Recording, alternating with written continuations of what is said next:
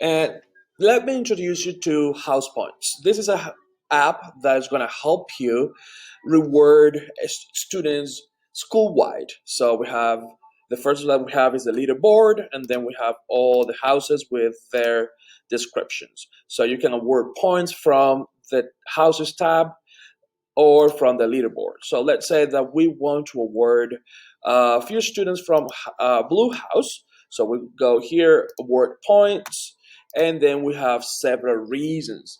So adding value, coming to tutoring, good manners, improving grades, and so on. So you pick whatever the situation is. I'm gonna say adding value. I'm gonna say three students. I saw three students adding value at school, so I'm gonna award them 3 points because they belong to Blue House, or they're part of Blue House.